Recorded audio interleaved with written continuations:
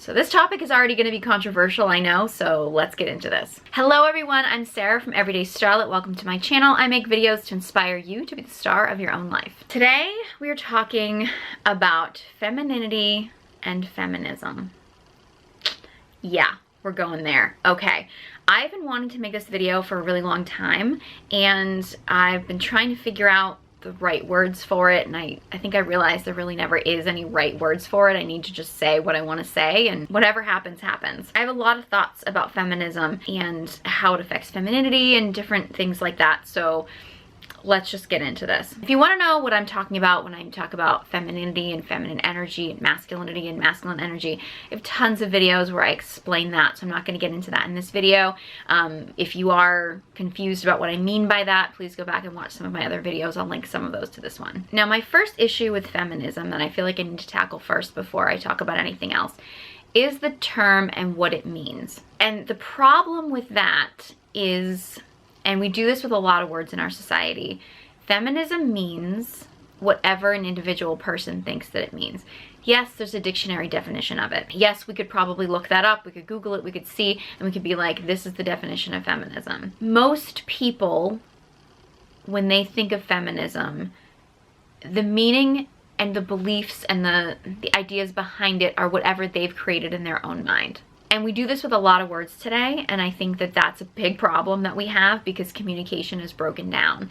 And it's a big problem in the sense because if somebody comes to you and says they're a feminist, it doesn't tell you any more about them and who they really are than before they said it, which is a problem because that's the purpose of language and communication, is to give you more information and not less. So if someone comes to you and says, I'm a feminist, they're not actually telling you what they believe. They're telling you that they are whatever you believe feminism is, the positives and the negatives. So that's where it gets really tricky when you're defining something like feminism, because it really does mean different things to different people. Because I've seen women who say, I'm not a feminist, because they don't identify with certain aspects of feminism. And then people start arguing like, oh, so you don't believe that women should be able to vote and all this kind of stuff. It becomes this really controversial thing where everybody's arguing, but they're not arguing the same things. They're arguing totally different ideas. Now, I think most people can agree that the ideas of feminism, the basic roots of them, women being able to vote, women being able to own property, women not being seen as property, you know, women having basic human rights, is something that I would be willing to bet the majority of the people could probably agree on. Let's be serious. Are there some people who might not agree with that? Yeah, of course there are. But, you know, there's other countries in the world where that's not even a thing, where they don't believe those things about women. But I do think that most people in like our modern society probably agree on those issues, and those aren't necessarily things that we need to debate as much. When it goes beyond that, that's where we start getting into things that are more debatable and that there are more nuances too. So from my perspective, I'm about to be 42 years old, and so I grew up personally in a very 90s feminism. So if you're somebody who grew up in maybe like a 1960s feminism, or you're somebody who grew up in the feminism that's happening now, like depending on your generation, feminism looked differently. And I know people talk about the different waves of feminism, and I'm be fully honest with you, I'm not that familiar with what people mean when they say that either. But I would define that I grew up in more of a 90s feminism. And that was the era where we were not just telling women that they could be anything that they wanted. We weren't just telling women that they had the choice to do things. We said it, but that's not really what we meant. What we meant was, you have to do the things that we're telling you that you have to do. Like, you can't want a husband to support you. Like, you can't want to be a mother and have that be your main goal in life. Like, you can't want to be a stay-at-home mom. You can't want these things. You can't want a man who's a provider. You can't want those things because either you shouldn't want them, or you're told, well, that's just not the way the world works. What it really did was, it took away a woman's choice, which was essentially what people were fighting for. Women were fighting for the right to have a choice. Are you going to stay at home, or are you going to leave? And what ended up happening was, you ended up getting into an era of women who didn't have a choice. They were now expected to follow a different status quo. It was not the status quo of the 1950s housewife, Stepford wife kind of mentality of being a perfect wife and mother. It was this other idea of everyone needed to wear a pantsuit and want to be CEO of a company and aspire to be the next president of the United States, or aspire to be the first female president of the United States. Like, I feel like for me, growing up, there was always this message of like, and granted, take the politics out of it for a second, because you know, this was the 90s, and everybody thought that Hillary Clinton she was first lady, and she was like, everybody knew she wanted to be the first female president, so everybody was like, don't you want to be the next Hillary Clinton in your pantsuits and wanting to be the first, you know, female president and wanting to be a politician and everything. And I was like, no, like, I want to marry a 90-year-old billionaire and like have him croak and then spend all his money. Like, I didn't want to be Hillary Clinton, I wanted to be Anna Nicole Smith. Like, hello. Not to say that's necessarily the best role model to aspire to, but like, I'm talking when I was a teenager here. And you know, for women who didn't, like, I never aspired to be CEO of a company. I never aspired to take on what were traditionally man's roles in society. I never aspired to that. But you couldn't admit that you didn't want to aspire to that. Or if you did admit you didn't want to aspire to that, you were immediately shamed. It's like, well, that's not the way it works. Like, if I was like, I wanted a husband, I wanted a family, I wanted to be a stay-at-home mom, it was like, well, that's not possible. Men don't do that anymore. So you were told that all the things that had been traditional in life were no longer an option. And to be honest, for me, when I was young, that stuff didn't make sense to me, but that's what everybody was saying, and that's what was happening, and that was what I was seeing around me. So I didn't have a model for anything different. And to be totally honest with you, I've been feeling like a lot of the things I'm about to say in this video since I was a kid, and feeling like things just weren't right, and feeling like things were, I mean, I always used to feel like I was born in the wrong time. Like, I should have been born in a different era. And I think now I'm just now coming into this place in my life with things that I'm studying and things that I'm learning about what people have been talking about with the masculine and feminine energies and with gender roles and things like that, and waking up to a lot of the things that are going on in the world as far as corruption and manipulation and things. I'm now starting to have words and language and a voice to be able to say some of these things that I've been feeling for so long. So I just want everybody to know that when I say this, and if I say something that you don't like or whatever, this is not something that I just decided yesterday was a thing, and this is something that I've literally been feeling in my soul since I was a kid, that I never had the words for, or the confidence or the platform or the knowledge to really fully be able to express it like I do now. So that's a little bit about my background with feminism. And to be honest, I always held, even though I was pretty quiet about it, I always held the idea that I wasn't a feminist, that I didn't believe in feminism, that I was against feminism, but I never said it because that wasn't something I could ever say. As I've matured, as I've grown up, as I understand a little bit more of society and culture and history and things that have happened, I don't shun feminism completely, because I do understand certain aspects of it that were important. But the feminist ideas that were put on me in that certain era that I came of age in, those I don't believe in. I do believe in a woman's right to make a choice about the direction of her life. If a woman wants to be a CEO, if a woman wants to aspire to do something that is traditionally a man's role, I believe in personal freedom. I believe in people doing what they want to do. But I also don't believe that in order for this person to do that, or this woman to be able to do that, that she should take away every other woman's right to choose a different path as well. And that's part of the problem that we have right now with modern day feminism, is that it's not about just fighting for a woman's right to do what she wants to do and lead her own path. It's about destroying the path that came before and destroying other people's paths that they might choose along the way. I actually put it out there on social media a while ago when I first started thinking about doing this video, asking, can you be feminine and a feminist? And And it was interesting how I got a lot of responses to that, and publicly, people who commented on it publicly all said, yes, absolutely, you can be both.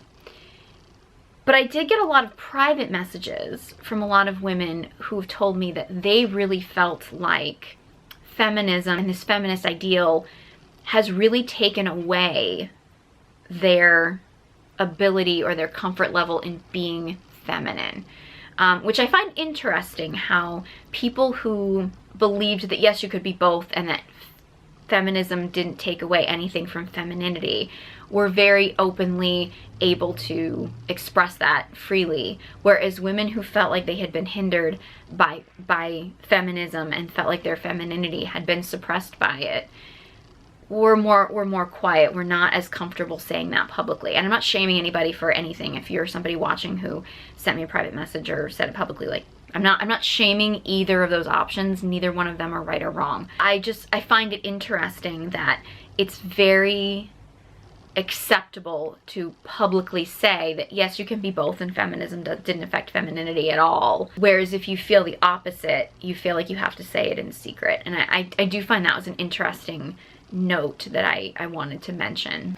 So my own personal belief, again, can you be feminist and feminine? I mean, I think it goes back to what I originally said. I think it depends on what your definition of feminist is. It probably also depends on what your definition of femininity is. It's hard to say that because, you know, if your definition of being a feminist is essentially to take on the masculine role, then yeah, you can't be in your femininity.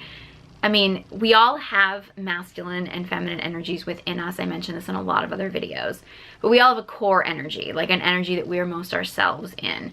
And if you are feminine at your core naturally and you start fighting for your right to be in your masculine all the time, it's going to hinder you. You're not going to be at your best self. You're not going to be you're not going to be your true self enough, and it's going to start to really drain you over time. So if you believe that being feminist is essentially taking on male roles, then yeah, it's going to hinder your femininity in a lot of different ways that we could really break down a whole lot in a whole lot of areas, but I don't want this video to be too long. If you believe that feminism means that you have basic human rights, then yes, you can absolutely be still in your feminine and believe that you have basic human rights and should be treated as a valued member of society, and you know, and not be treated as property and things like that. You can absolutely be feminine and do that, like, no question. So it's an interesting phenomenon how you hear a lot from males, especially nowadays. A lot of like pushback on the concept of toxic masculinity, and I have a whole video where I talk about toxic masculinity and stuff, which I'll link to this one, but a lot of pushback from men, a lot of men who are arguing that, you know, there's a war on masculinity. You hear that a lot. There's a war on masculinity. Do I believe there's a war on masculinity? Yeah, I do. However, I believe there was a war on femininity long before there was a war on masculinity. I believe we've had a war on femininity for a very long time. It's actually interesting because we've never supported women more than we do in our society now. We've never pushed women more. We've never put women in more high-powered roles. We've never given women as many rights as they have now. So it would on the surface appear like we're living in a time where it is the most supportive of women it's ever been. It's not supportive of femininity. Femininity and feminine energy is being massively suppressed in our society. The roles that women played, and I don't believe that femininity and feminine energy always has to be linked to traditional gender roles, but it often is, because femininity and feminine energy naturally is usually stronger in certain areas than in others. Why is it usually a stay-at-home mom? Well, it's because feminine energy and femininity is more of the nurturing aspect. So they're actually better at holding that role than a masculine partner. And that's not at all to say that men can't take care of children. And that's not to say that men can't tap into their feminine energy and be nurturing. They can and they should be able to do that. However, some of these traditional gender roles were developed over time because they played to feminine energy and masculine energy and what their strengths were. You know, figuring out where I want to go with this, I have so many things to say about this. We play the blame game a lot, where women blame men for all their problems and men blame women for all their problems. A lot of men, and I get a lot of comments on a lot of my videos. I'm always open to discussion, polite, respectful discussion. A lot of men jump to blaming feminism on all of their problems. I don't love that. I don't think that feminism is the only thing at play, and I think to always jump to that being the problem is overlooking a lot of other things. So I think that it's easy to blame feminism on any problem you have because it's an easy target. Well, for one, I don't love the blame game because I actually do believe, I don't believe it helps. You know what I mean? I don't believe that, you know, women being like, there's no good men out there, and men being like, well, women aren't what we want anymore. And I don't believe that helps the situation, because now you're at a stalemate. Men and women are just not, it's just not working out. Like, everybody's just sort of butting heads, and you're not going to get to some place. And while I do fully believe that we need to learn from history, I think we should be learning from history in a lot of different areas in our life right now, at a certain point, we also have to say, okay, this is where we are now. Where are we going forward? And just constantly blaming the other gender is not helping us move forward. I understand why a lot of males are really upset, because they do feel like feminism came in and took away the things that they liked about women. You know what I mean? It changed the game, and I feel like a lot of men are really like, okay, I don't know what the rules are. I don't know what's going on now. I'm not finding women that are what I want, and I don't know how to be, and I don't know, and I understand that men are very confused. I also think we need to acknowledge that feminism would not have been able to come in and completely shake up the whole system had women not been feeling like they needed an escape. And I do think that if we look back on, because I used to be guilty of it too. I used to idealize that sort of like 1950s family. And I do think there's still a lot of aspects to that traditional family that I very much admire. However, when you have a situation where women don't really have rights, and then you have men who are looked upon as being the king of the castle, like they're in charge and they're the leader. There's a saying that absolute power corrupts absolutely. There's a reason why in our government we have checks and balances. There's a reason why we try not to let any one person get too much power. I do believe that we had a lot of aspects in our society where men were having too much power. They weren't leading their household from a place of integrity. They weren't leading it from a place of open-hearted love. They were leading from a place of ego. A lot of men were leading from a place of whatever was in the best interest of them and not what was in the best interest of their family. They weren't valuing the roles that women were playing, and I believe a lot of women were feeling like they weren't being cherished the way that they wanted to be, and that they weren't necessarily being led in a way that they felt safe with. I believe that that's why feminism had such an easy time coming in and just scooping women out of the homes and just shaking everything up the way that it did. I do think, to a certain extent, as much as I sympathize with men being frustrated with the way that things went, I do think men and women need to take responsibility for the roles that they played in this shift in dynamic. That said, and this is probably going to be a controversial thing. Everything in this video is going to be controversial. One thing that I believe that capitalism did, and I'm not anti-capitalism, I'm definitely not pro-communism or pro-socialism at all, make that very clear. One of the side effects, I think, to our current idea of capitalism in our society was we started to only value those who earned money. So because at one point in our society, men were the only ones who earned money, or they were the primary ones who earned money. They were the only ones who were seen as having value.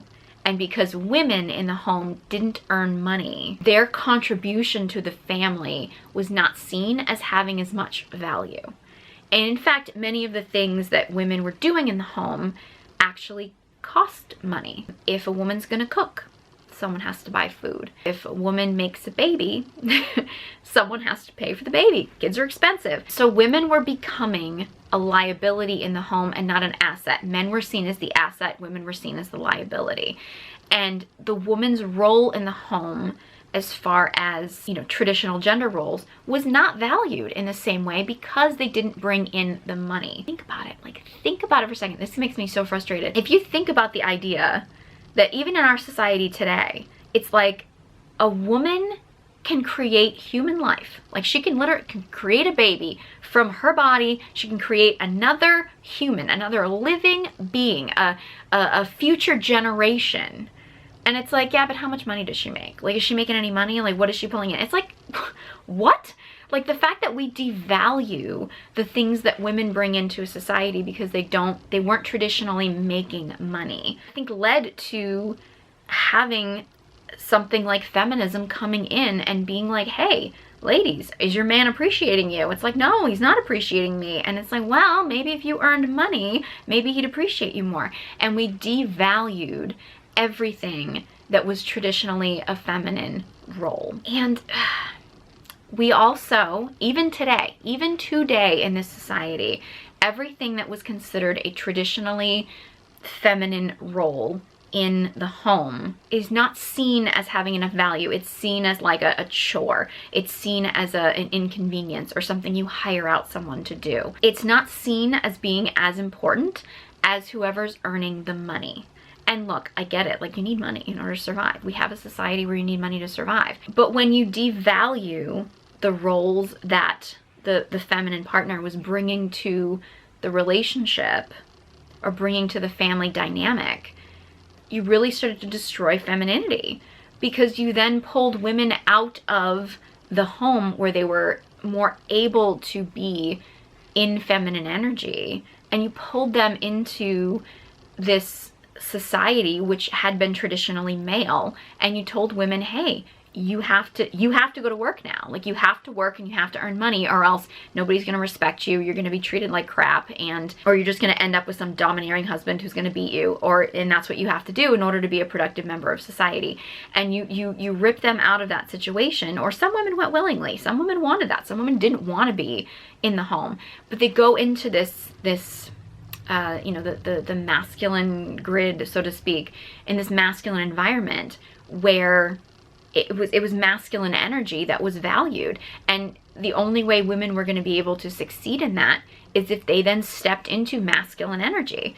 And I don't believe that there's a war on masculinity in women, because masculinity is pushed in women. It's actually encouraged. It's celebrated in women. It's when it's in men that it's not, and I'll get into that in a minute. But the biggest instance I see of us devaluing the roles that women played in family, and it's so, it's literally like society is gaslighting people. I'm just gonna say this because I don't necessarily have facts and figures to back this up, but I believe this in my soul, is that we have an obesity epidemic in this country, and we don't want to admit that it is because women left the home and they weren't home cooking healthy, well-balanced meals for their families anymore. They had to basically go out and get fast food, processed foods, quick things, shortcuts, because they couldn't actually be home cooking for their families because they needed to go out and they needed to earn money. And they couldn't be home. And we end up growing up with a society of kids who are basically living and growing up on junk food, you know, and using food and junk and toxic chemicals. And they're growing up with that, and then they're obese children, and they're becoming obese adults. And we deny that. We can't accept the fact that that's what shifted.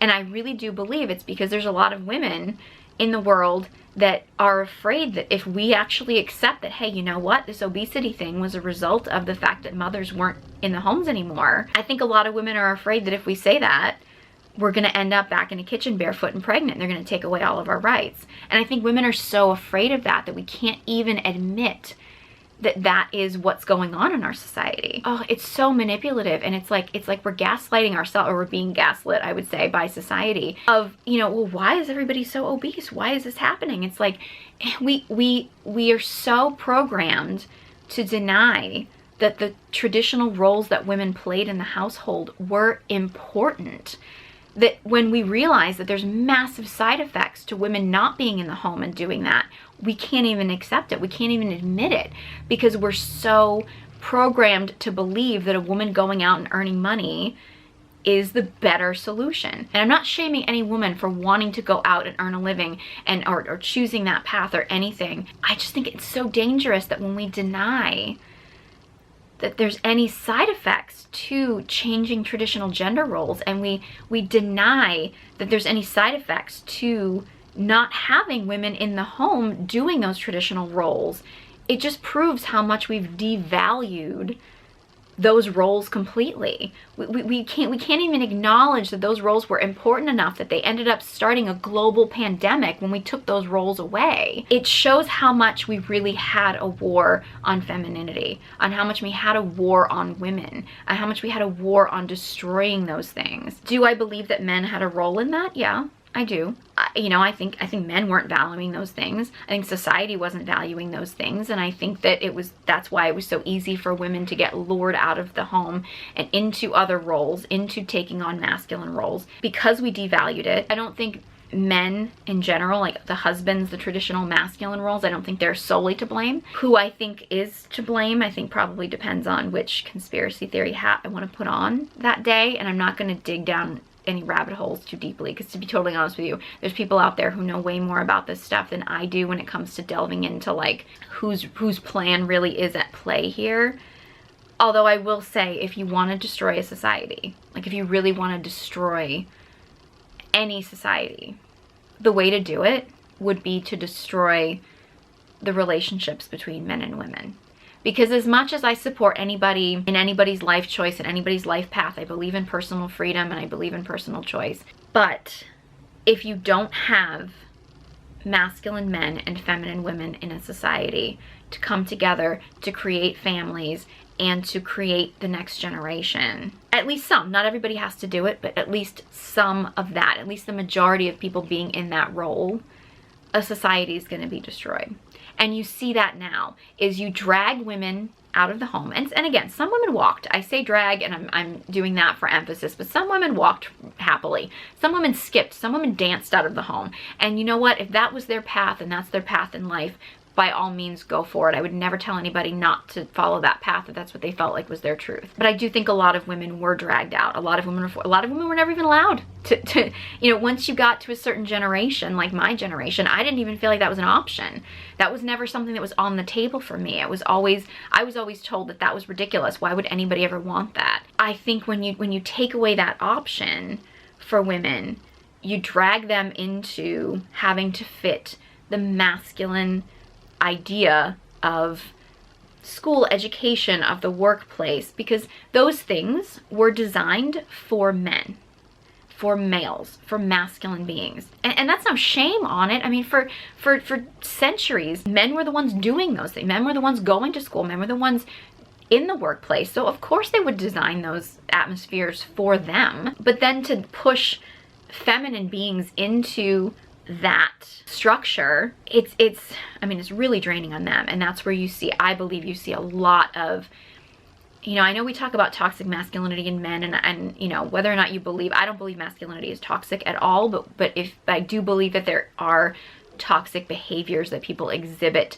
in the name of a wounded masculine energy. I believe that happens in men and in women, and I actually think that toxic, wounded masculine behavior in women is a huge phenomenon that's happening in our society right now. Because of that, I believe a lot of men have adapted in that sense and I would say evolved, but probably devolved into being in a very wounded feminine energy. Because people at their core, they want to mate. You know what I mean? Like it's a basic human urge. So if you have women that then transition into this wounded masculine energy, men are only naturally going to start to become the polar opposite, because they want to mate, and you need a masculine and a feminine in order to attract sexually, in order to mate, right? So males then shift into this very wounded feminine energy, and I believe that wounded feminine energy in men is as much of a phenomenon as this sort of like wounded masculine energy in women. And that's when they get together and you get that typical, the passive weak husband and the nagging, controlling, obsessive wife. You know what I mean? Like that's when you get that dynamic. That's what that is. That's wounded feminine energy in the man, and that's wounded masculine energy in the woman. it's so common now, it's almost cliche. And I'm actually going to get into, I'm going to do a video talking about how the media perpetuates this in another video, because I have a lot of thoughts on that and the media and stuff. And I do believe that there's greater powers at play. Whether you believe it's actually like a religious war, a spiritual war, an energetic war, whether it's actually like some corrupt dictators or a deep state, or like whatever it is that you believe. And you know, I'm not going to get into the conspiracy theory aspect, although I will say I have yet to hear a conspiracy theory, and I've fallen down a lot of rabbit holes. I've yet to hear a conspiracy theory that I didn't at least believe was possible. I've never seen one that if it actually came true and happened, I would be surprised. That's just my little conspiracy theory rant, but I do believe that whoever you believe the greater power at play is, I do believe that there's greater powers at play of destroying the dynamic between men and women, because I do believe that that's the best way to destroy a society. So yeah, these were just some thoughts that I've been feeling and thinking this stuff for a very long time, and I really just wanted to just get this out there, whether this was a smart thing for me to do or not. One of the things is, I do feel like as I've been starting to talk a little bit more about feminine energy and masculine feminine dynamics, I am getting some pushback from people. I am getting some people who are angry about the way that I'm talking about things, and I kind of anticipated in this world we have right now. I know this is a topic that angers a lot of people, and while I have been getting a lot of people who don't like what I have to say about this stuff, I also feel like I'm getting a lot of people, particularly women, who are telling me that these things that I'm saying and talking about, that they've been feeling it too, and that they've just been afraid to speak up about it. That's what drives me. That's what motivates me to keep going. So if you are a woman who's reached out to me and told me that, I just want you to know that means so much to me, because I felt so alone in this at times. I felt like feeling these things and thinking these things like I was the only one, or that I was a weirdo, or that these ideas were crazy or ridiculous, and I just want you to know that if you also identify with anything that I've said, just know that you're not alone. You're not the only person that feels this way. And I know that it can be really scary to talk about this stuff sometimes openly, because it's not the norm. It's not the media agenda. You're not wrong in feeling like things that you've been told in life that didn't feel right for you were the only answer. And again, I'm not here to tell anybody how to live their life. If you are a woman and you want to be in your masculine energy, and you want to be, you know, whatever it is that you want to be, and prove yourself in male-dominated fields. Look, I worked in a male-dominated field for years. So I know what it's like, and I know there's challenges, and I'm not at all diminishing those challenges in you living what you believe is your purpose. Hey, I fully support you. I support you. I just ask that you realize that your purpose, that your want in life is not the only answer. And if you want me to respect your choices in life, you know, wanting a career, or wanting to aspire to, you know, be the first woman to do something, or something like it, like I'm there for you. I cheer you on. I just ask to everybody who wants people to support them in their choices to not forget that other people have their truth and have their choices and their path in life. Because just because their choices are different than yours doesn't mean that they're wrong, and that they should be honored and respected in the same way that yours are. In the same way that not everyone is going to be happy. You know, not every woman is going to be happy as a stay-at-home wife and mother, and not every woman is going to be happy being the CEO of a major company. Some women are going to be happy being both. And some women aren't going to be happy with either of those options, and they're going to want something totally different. I think all those things are valid, and I think all those things should be respected and honored if they are someone's truth. And I don't think anybody should be pressured into a life that they don't feel like is right for them, or told that the life that they feel like is right for them is not the right path for them. You know, and look, I'm not perfect. I'm human. You know, I'm 42 years old. I'm divorced. You know, I don't have a family. I wanted one. That didn't happen for me. I'm still hopeful it will happen for me, but I don't know. And that's something that I have to, I'm still working through. And I have to have faith that if it's meant to happen, it's meant to happen. I also know in my heart that it was not because I chose a career over a family. It was the way that my life worked out, and I wasn't gonna get emotional in this video, but I guess I am. Yeah, we all have our own path in life that we're meant to lead. And I do believe that a greater power, whether you believe in, you know, God, universe, whatever it is, has a path for you. And I believe you should honor that path, whatever you really feel like is your truth. And that you allow other people and honor other people in them living their truth. Yeah, I have a feeling that probably is going to be some things that I said that people aren't going to like, and this might be controversial. If I triggered any of you, I'm not sorry that I triggered you, but my intention is not to trigger you. My intention is not to anger anybody. My intention is really just to get people to maybe think, open their minds a little bit. So I'm going to cover a few different aspects of some things that I talked about in this video in more depth in future videos. But if you do have any other topics that you'd like me to talk about, let me know. Leave a comment in the comment section below. I'd love to hear from you. I do know this is a controversial topic, so I do ask that if you do comment on this, I ask that you be respectful. I'm more than happy to have any respectful debates or conversations with anybody. I just, you know, I don't tolerate disrespect on my channel, and that's in anybody. So if you disrespect somebody else on my channel, I don't like that either. So yeah, if you're still watching, thank you so much for sticking with me. Yeah, if you enjoyed this video and this type of content, let me know. Give it a thumbs up and be sure you subscribe to my channel. Thank you so much for watching, and I hope you join me next time.